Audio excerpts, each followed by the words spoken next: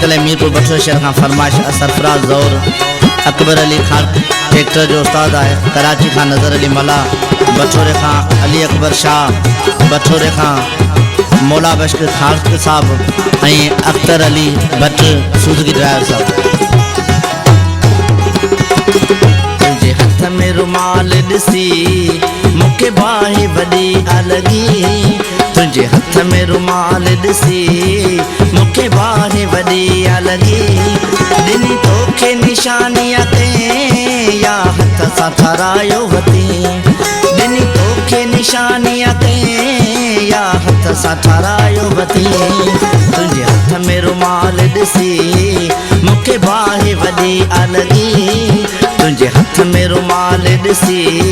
मूंखे बाहि वॾी अलगी ॾिनी तोखे निशानीअ ते या हथ सां ठारायो वती ॾिनी तोखे निशानीअ ते या हथ सां ठारायो वती।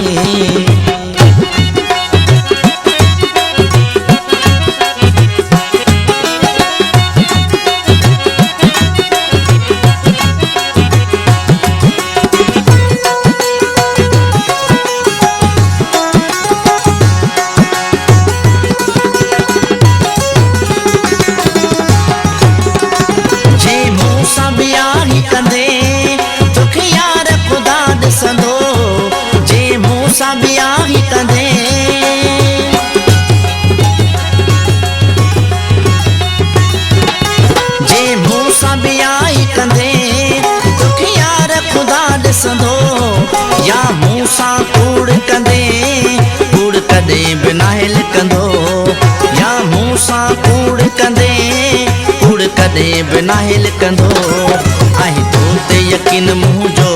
मतां एतबार मुंहिंजो बनी आहे तो ते यकीन मुंहिंजो मतां एतबार मुंहिंजो बनी ॾिनी तोखे निशानीअ ते या हथ सां ठारायो वती ॾिनी तोखे निशानीअ ते या हथ सां ठारायो वती।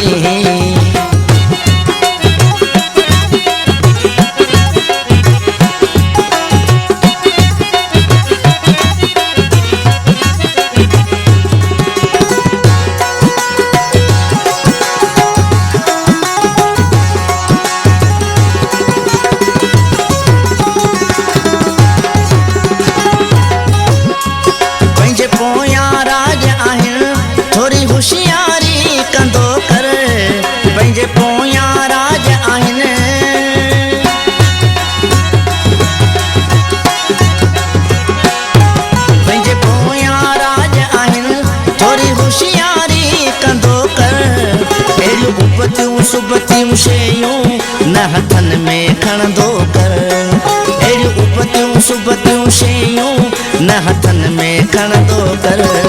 मुंहिंजो साहु आहे तो में मता यारी तूं मूं खां छिनी मुंहिंजो साहु आहे तो में मता यारी तूं मूं खां छिनी ॾिनी तोखे निशानीअ ते या हथ सां ठारायो वती ॾिनी तोखे निशानीअ ते या हथ सां ठारायो वती।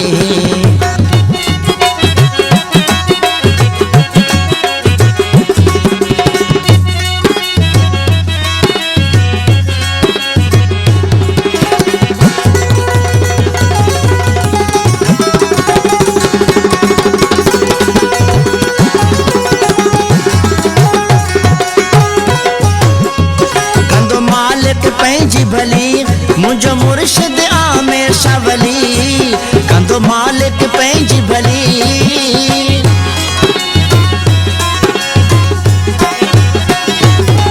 कंदो मालिक मुंहिंजी भली मुंहिंजो मुर्शिद आमिर शाह वली चवे खाड़ के रोशन अली पोइ ॼाणे या अली चवे खाड़ के रोशन अली पोइ ॼाणे या अली खणी कसम न मूंखे विसा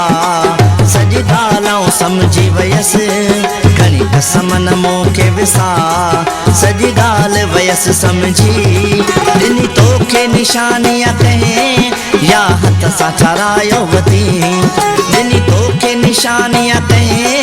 या हथ सां ठारायो वती।